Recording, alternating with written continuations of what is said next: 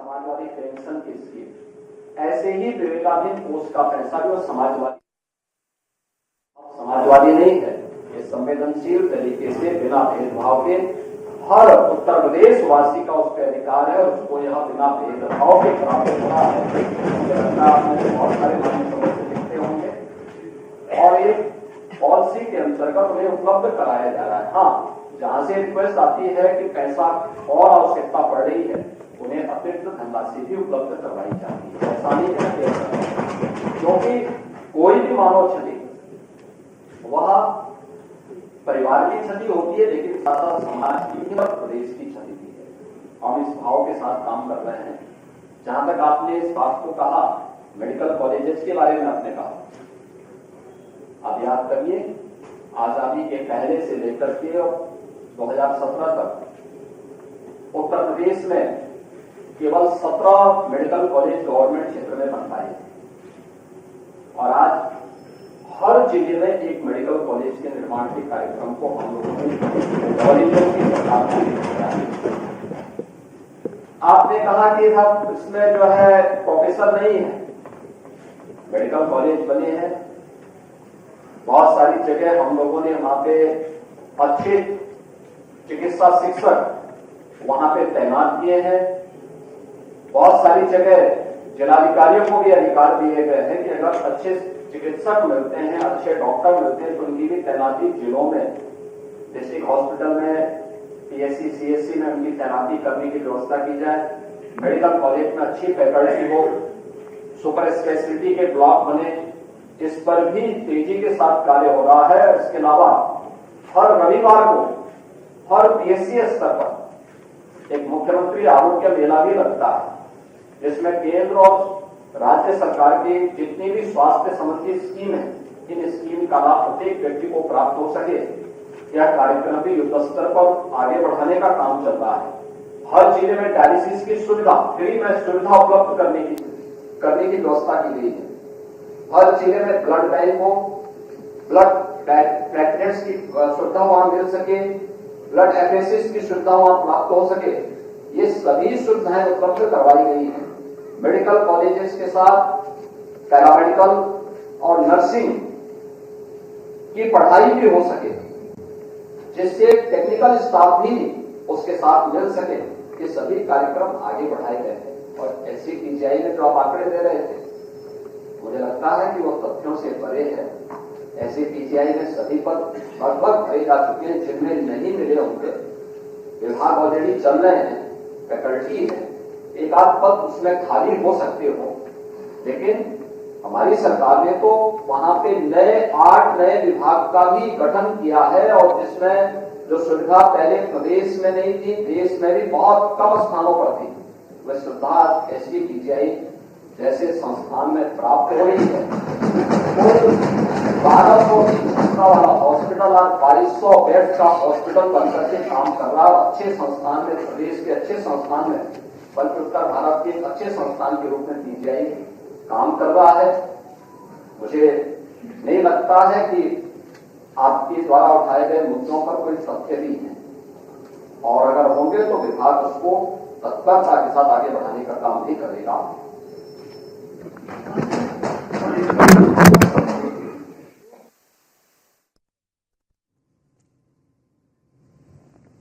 तो मुख्यमंत्री योगी आदित्यनाथ का विधान परिषद में संबोधन। सीएम कह रहे हैं आज हर जिले में एक मेडिकल कॉलेज है, विकास हो रहा है, लोगों की समस्याएं सुनी जा रही है, मेडिकल कॉलेजों में अच्छे चिकित्सक हैं, अच्छी व्यवस्थाएं हैं, लोगों को सभी सुविधा मिल रही है। बीजेपी सरकार में मेडिकल कॉलेज की संख्या भी बढ़ी है।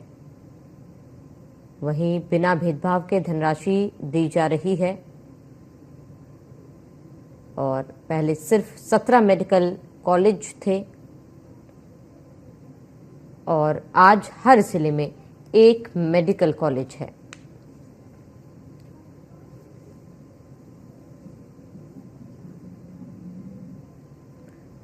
तो बिना भेदभाव के धनराशि दी जा रही है, मेडिकल कॉलेज की संख्या बढ़ी है।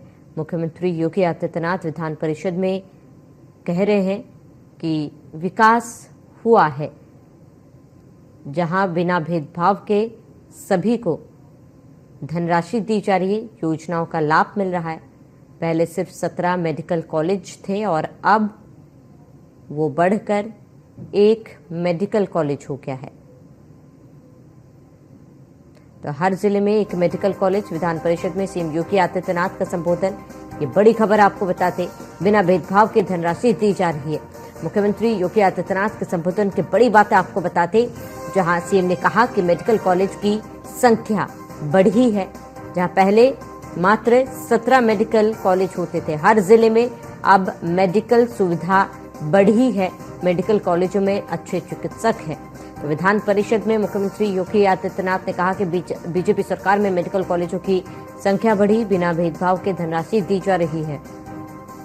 यूपी में स्वास्थ्य व्यवस्थाएं, सेवाएं बेहतर हुई है, मेडिकल कॉलेज की संख्या बढ़ी।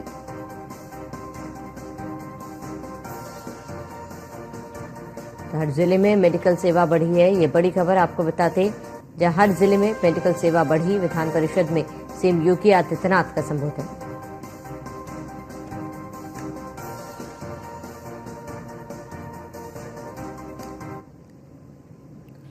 यूपी विधानसभा में बजट सत्र पर चर्चा के दौरान डिप्टी सीएम बृजेश पाठक ने अपने भाषण में नेताजी मुलायम सिंह यादव के उस बयान का जिक्र कर दिया है जिसमें उन्होंने कहा था कि लड़के हैं, लड़कों से गलती हो जाती है। बृजेश पाठक के बयान को लेकर सपा नेताओं ने हंगामा किया। इतना ही नहीं, सपा विधायकों ने बृजेश पाठक के इस्तीफे तक की मांग कर डाली। अच्छा, नेताजी का सम्मान तो बहुत किया आपने, अभी चर्चा किया कि नहीं किया? नेताजी की सब कही बात मानते हैं ना? मानते हैं ना? बोलो मानते हैं? वो वाली भी मानोगे? लड़कों से गलती हो जाती।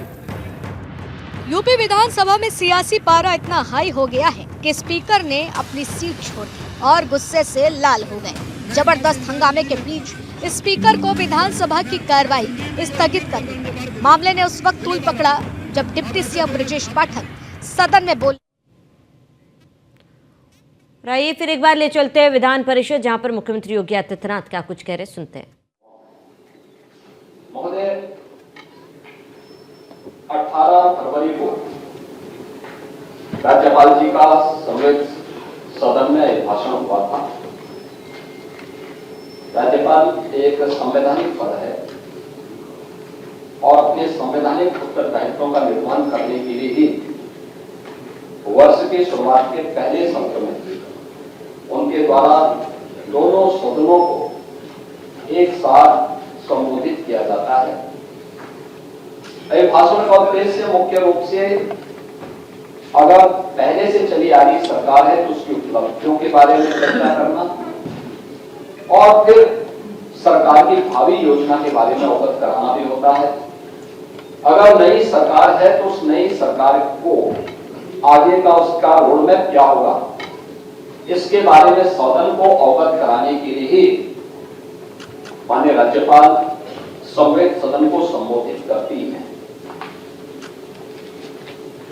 मुझे बताते हुए बहुत दुख हो रहा है कि